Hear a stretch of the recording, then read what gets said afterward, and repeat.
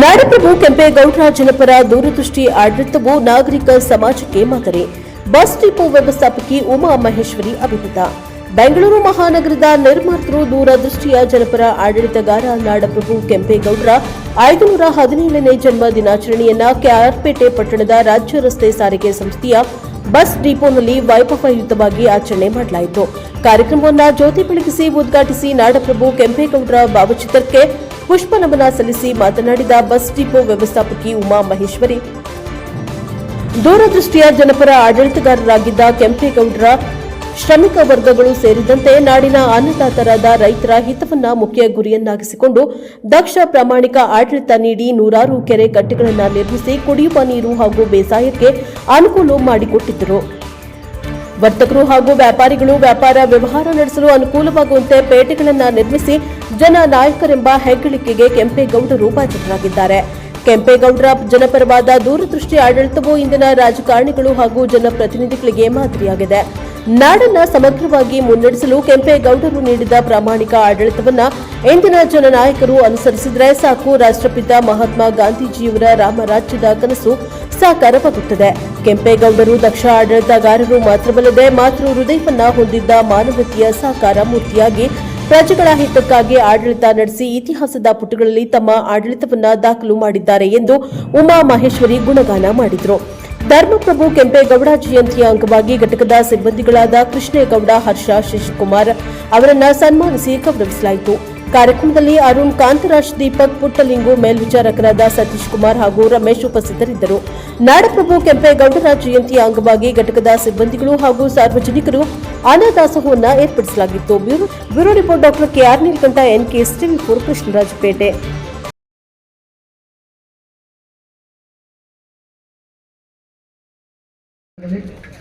ತುಂಬಾ ವಿಜೃಂಭಣೆಯನ್ನು ಆಚರಿಸ್ಕೊಂಡು ಬರ್ತಾ ಇದ್ದಾರೆ.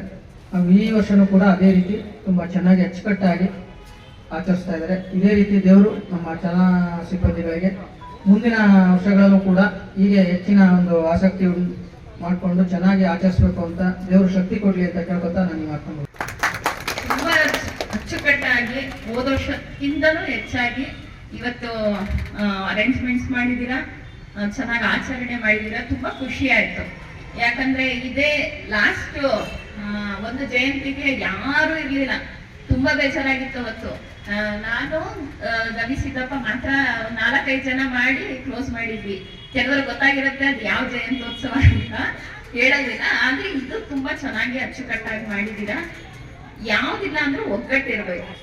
ಒಗ್ಗಟ್ಟಿದ್ರೆ ಏನ್ ಬೇಕಾದ್ರೂ ಮಾಡ್ಬೋದು. ಅದೆಂತ ಕಷ್ಟದ ಕೆಲಸ ಆದ್ರೂ ಕೂಡ ನೆರವೇರಿಕೆ ಮಾಡ್ಬೋದು.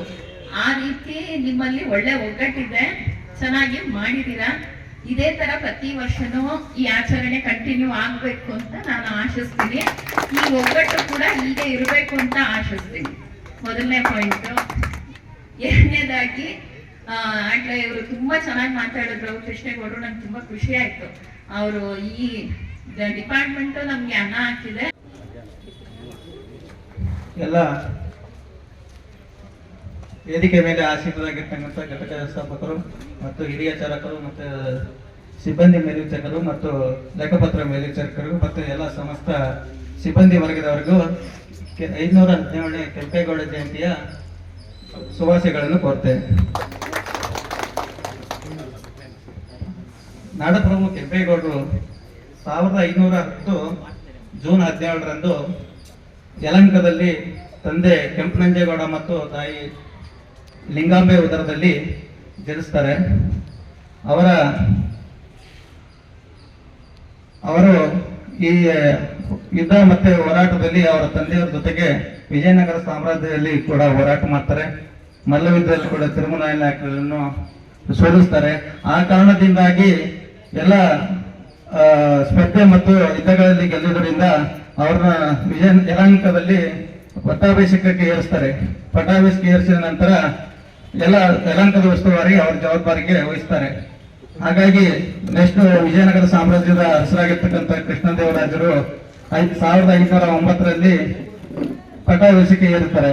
1515ರಲ್ಲಿ ಮಲ್ಲ ಯುದ್ಧದಲ್ಲಿ ಇವರ ತಂದೆ ಆಗಿರ್ತಕ್ಕಂಥ ಕೆಂಪನಂಜೇಗೌಡರ ಜೊತೆ ಇವರು ಕೆಂಪೇಗೌಡರಾಗಿರ್ತಕ್ಕಂಥವ್ರು 5 ವರ್ಷದ ಬಾಲಕನಾದಾಗ ಅಲ್ಲಿ ಹೋರಾಟ ಹೋಗಿರ್ತಾರೆ. ಅಲ್ಲಿ ಅವರು ಚಿಕ್ಕ ಮಗ ಆಗಿರೋದ್ರಿಂದ ಅವರು ಎಲ್ಲ ಸಮಸ್ಯೆ ಇದು ನೋಡಿಕೊಂಡು ಮುಂದೆ ಗುರುಕುಲ ಪಡೆದು ಸ್ಪರ್ಧೆ ಎಲ್ಲ ಕತ್ತಿ ವರಸೆ ಕುದುರೆ ಸವಾರ ಎಲ್ಲ ಕಲಿತು ಮುಂದೆ ಲೋಕ ಕಲ್ಯಾಣಕ್ಕೆ ಸಂಚಾರ ಮಾಡ್ತಾರೆ. ಅದಾದ ನಂತರ ಸಂಚಾರ ಮಾಡ್ತೇನೆ ಅಂತ ಬೆಂಗಳೂರಲ್ಲಿ ನಗರವನ್ನು ಕಟ್ಟಕ್ಕೆ ಆಲೋಚನೆ ಮಾಡ್ತಾರೆ. ಹಾಗಾಗಿ ಆ ಟೈಮಲ್ಲಿ ವಿಜಯನಗರ ಅರಸರಾಗಿರ್ತಕ್ಕಂಥ ಅಚ್ಯುತರಾಯರ ಸಹಕಾರ ಕೇಳಿಕೊಂಡು ಬೆಂಗಳೂರಲ್ಲಿ ನಗರಗಳನ್ನು ಕಟ್ಟಕ್ಕೆ ಕಂದಾಯ